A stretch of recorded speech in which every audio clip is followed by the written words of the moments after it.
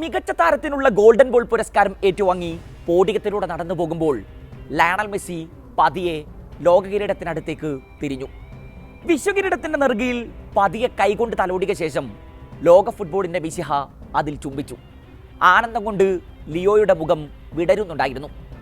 ഇതേ പുരസ്കാരം ഏറ്റുവാങ്ങി മുമ്പൊരിക്കൽ നിറകണ്ണുകളോടെ പോഡിയത്തിൽ നിന്നിറങ്ങിപ്പോയൊരു ഓർമ്മ ഒരു ഫ്ലാഷ് ബാക്കായി അയാളുടെ മനസ്സിലപ്പോൾ മിന്നി മറഞ്ഞിട്ടുണ്ടാകും. 2022 ഡിസംബർ 18 ഒരു ജനതയുടെ പതിറ്റാണ്ടുകൾ നീണ്ട കാത്തിരിപ്പ് ലുസൈലിൽ വച്ച് അന്ന് അവസാനിച്ചു. ലോകകപ്പ് ചരിത്രത്തിലെ തന്നെ ക്ലാസിക് ഫൈനലുകളിൽ ഒന്നായിരുന്നു അത്.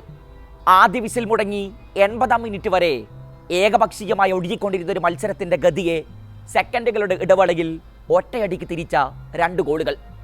റെൻഡൽ കൊളമു ആനി പാടാക്കിയ അല്ല, എമിലിയാനോ മാർട്ടിനസ് എന്ന മഹാമേരുവിന് മുന്നിൽ അയാൾ കായുധം വെച്ച് കീഴടങ്ങേണ്ടി വന്ന എക്സ്ട്രാ ടൈമിന്റെ അവസാന മിനിറ്റുകൾ. നാടകീയതകൾ ഉദ്വേഗത്തിന്റെ ആകാശത്തെത്തിച്ച് ഒടുക്കം എക്സ്ട്രാ ടൈമിന്റെ അവസാന മിനിറ്റിൽ മുടങ്ങിയ വിസിൽ അതന്നൊരു സമനിലയുടെ പ്രഖ്യാപനമായിരുന്നില്ല, വിജയപ്രഖ്യാപനമായിരുന്നു. ഷൂട്ടൌട്ടുകൾ ഭാഗ്യനിർഭാഗ്യങ്ങളുടെ കളിനേരങ്ങളാണെന്നാണ് വെപ്പ്. എന്നാൽ അർജന്റീനയുടെ കാര്യത്തിൽ ഖത്തർ ആ അപ്രവചനീയതകളെ മുഴുവൻ തിരുത്തി.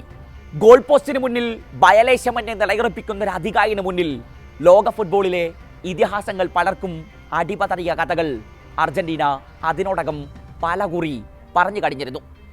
നവംബർ 22 സൗദി അറേബ്യയോടെ ഞെട്ടിക്കുന്ന തോൽവിയിൽ നിന്നാണ് കഥ ആരംഭിക്കുന്നത്. പണ്ഡിറ്റുകൾക്ക് ചില്ലിൻകൂട്ടിനകത്തിരുന്ന് എഴുതിത്തള്ളാൻ ആ ഒരൊറ്റ തോൽവി ധാരാളമായിരുന്നു. സഹതാരങ്ങൾക്ക് മെസ്സിയുടെ മെസ്സേജ് എത്തി. ആ കാളരാത്രിയെ മറക്കണം. മുന്നിലുള്ളത് 2 മത്സരങ്ങൾ.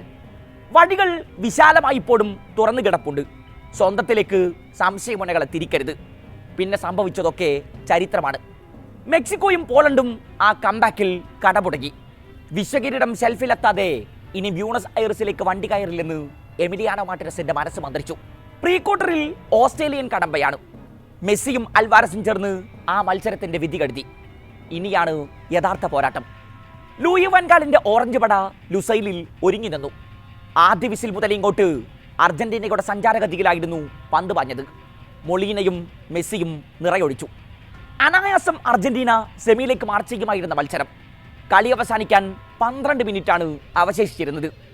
എന്തോ മനസ്സിലുറപ്പിച്ചതുപോലെ ലൂയി വാൻ ഗാൽ മെംഫിസ് ഡീപ്പയെ കളത്തിൽ നിന്ന് പിൻവലിച്ചു. മൈതാനത്തേക്ക് അയാൾ തന്റെ ആവനാഴിയിലെ അവസാന ആയുധത്തെ തുറന്നുവിടുകയായിരുന്നു.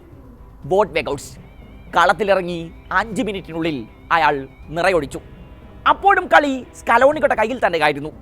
അർജന്റീനയുടെ വിജയത്തിലേക്ക് ഒരൊറ്റ വിസിലിന്റെ മുടക്കം മാത്രം മതിയെന്നിരിക്കെ ഇഞ്ചുറി ടൈമിലെ അവസാന മിനിറ്റിൽ ഗാലറിയെ പൊടുന്നനെ നിശബ്ദമാക്കി വെഗൌട്സിന്റെ 2ാം ഗോളെത്തി. എക്സ്ട്രാ ടൈമും കടന്നുപോയ മത്സരത്തിന്റെ വിധി ഷൂട്ടൌട്ടിലേക്ക് നീണ്ടു. നെതർലൻഡ്സിനായി ആദ്യ കിക്കെടുക്കാൻ പരിചയസമ്പന്നനായ വിർജിൽ വാൻഡക്കിനെ തന്നെ വാൻ ഗാൽ പറഞ്ഞു വിടുമ്പോൾ ഇനി തോൽക്കാനില്ലെന്ന് അയാൾ മനസ്സിൽ ഉറപ്പിച്ചു കാണണം. പക്ഷേ എമിലിയാനോ മാർട്ടിനസ് എന്ന അധികായന് മുന്നിൽ വാൻ ഗാലിന്റെ കളിക്കൂട്ടത്തിന് അന്ന് തൊട്ടതെല്ലാം പിഴച്ചു. വാൻഡക്കിന്റെയും ബെർഗുവീസിന്റെയും കിക്കുകൾ അവിശ്വസനീയമായാണ് എമി അന്ന് തട്ടിയകറ്റിയത്. നെതർലൻഡ്സ് ആരാധകരുടെ ഹൃദയങ്ങളിൽ കനൽ കോരിക്കിട്ട ആ പോരാളി ഗാലറിയെ നോക്കി ഭ്രാന്തമായി ആക്രോശിച്ചു. ഒടുക്കം നോപ്പർട്ടിനെ നിഷ്പ്രഭനാക്കി ലൗതാരോ മാർട്ടിനസിന്റെ അവസാന കിക്ക് വരയിൽ പതിച്ചു. സെമിയിൽ കാര്യങ്ങൾ എളുപ്പമായിരുന്നു. ബ്രസീലിനെ തോൽപ്പിച്ച ശൗര്യവുമായി എത്തിയ ക്രൊയേഷ്യയെ ജൂലിയൻ അൽവാരസും ലയണൽ മെസ്സിയും ചേർന്നാണ് ചുരുട്ടിക്കെട്ടിയത്. ജോസ്കോ ഗോഡിയോൾ ലയണൽ മെസ്സി പോരിന്റെ ഫലം ജൂലിയൻ അൽവാരസ് നേടിയ കളിയിലെ 3ാം ഗോൾ പ്രഖ്യാപിച്ചു. വലതുവിങ്ങിൽ ക്രൊയേഷ്യൻ ഹാഫിലെ ടച്ച് ലൈൻ അരികിൽ നിന്ന് ആരംഭിച്ച മെസ്സിയുടെ കുതിപ്പിന് പുറകിൽ തന്നെ ഉണ്ടായിരുന്നു ഗോഡിയോൾ. പെനാൽറ്റി ബോക്സിന് മുന്നിൽ വെച്ച് സ്വന്തം ഹാഫിലേക്ക് തിരിഞ്ഞ് പന്തിനെ വരുതിയിലാക്കിയ മെസ്സി ഞൊടികിടയിൽ വെട്ടിത്തിരിഞ്ഞു. പിന്നെ പെനാൽറ്റി ബോക്സിലേക്ക് അതിവേഗം കടന്ന് ഗോഡിയോളിന്റെ കാലുകൾക്കിടയിലൂടെ ജൂലിയൻ അൽവാരസിന് പന്ത് തളുകയിലെന്ന വണ്ണം നീട്ടി നൽകുന്നു. വലയിലേക്ക് ആ പന്ത് തിരിക്കേണ്ട ചുമതലയെ അൽവാരസിനുണ്ടായിരുന്നുള്ളൂ. ഫുട്ബോൾ ചരിത്രത്തിലെ ഏറ്റവും മികച്ച താരത്തിനെതിരെയാണ് കളിച്ചത് എന്ന് ഞാൻ എൻ്റെ കുട്ടികളോട് പറയും എന്നാണ് ആ തോൽവിക്ക് ശേഷം ഗോഡിയോൾ മനസ്സ് തുറന്നത്. ലുസൈലിൽ തുടർച്ചയായ 2ാം വിശ്വകിരീടത്തിനായി ഇറങ്ങിയ എംബാപ്പയും സംഘവും പ്രതീക്ഷിച്ച പോലെയൊന്നുമല്ല കാര്യങ്ങൾ സംഭവിച്ചത്. കളിയിലെ 80 മിനിറ്റ് വരെ എംബാപ്പയെ മൈതാനത്താരും കണ്ടതുപോലുമില്ല. എന്നാൽ മെസ്സിയും ഡീമരിയും നേടിയ ഗോളുകളിൽ വിജയത്തിലേക്കും വിശ്വകിരീടത്തിലേക്കും പാഞ്ഞ അർജന്റീനയെ 80-ാം മിനിറ്റിൽ പൊടുന്നനെ അയാൾ പിടിച്ചു നിർത്തി.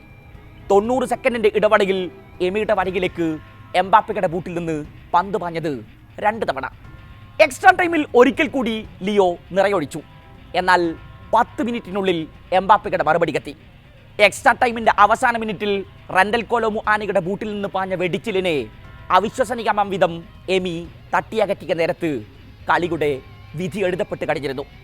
ലക്ഷക്കണക്കിന് മനുഷ്യരുടെ സ്വപ്നങ്ങൾ മുഴുവൻ നെഞ്ചേറ്റി എമി ഗോൾ വലക്ക് മുന്നിൽ പിന്നെ ചിറക് വിടർത്തി നിന്നു. ചുവാമെനിയും കിങ്സ്ലി കോമാനുമാണ് ഇക്കുറി അയാൾക്ക് മുന്നിൽ നിരായുധരായത്. ഒടുവിൽ ഹ്യൂഗോ യോറിസിന്റെ വല പിടർന്ന് ഗോൺസാല മുണ്ടിയലിന്റെ ബൂട്ട് നിറകൊടിച്ചു. ലുസൈലിൽ ലിയോയുടെയും സ്കലോണിയുടെയും ആനന്ദ കണ്ണീർ പടർന്നു. ലിയോ ഫുട്ബോൾ ലോകത്തിന്റെ നെറുകയിലെന്ന് പരിപൂർണനായി കയറി നിന്നു. ആ നിമിഷം പന്തിനെ ഒന്ന് ലോബ് ചെയ്യാമായിരുന്നു, അല്ലെങ്കിൽ എംബാപ്പയ്ക്ക് മറിച്ച് നൽകാമായിരുന്നു. പക്ഷേ നിറയൊഴിക്കൂ എന്നാണ് അന്ന് എൻ്റെ മനസ്സ് മന്ത്രിച്ചത്. മരണം വരെ ആ നിമിഷം എന്നെ ഇനി വേട്ടയാടിക്കൊണ്ടിരിക്കും. കോലോ മുആനി അടുത്തിടെ മനസ്സ് തുറന്നത് ഇങ്ങനെ കാണും. എമിലിയാനോ മാർട്ടിനസ് എന്ന മനുഷ്യനെ കൂടി അർജന്റീൻ ഇതിഹാസങ്ങളുടെ നീണ്ട നിരയിലേക്ക് ചേർത്ത് വച്ച നിമിഷമായിരുന്നു അത്.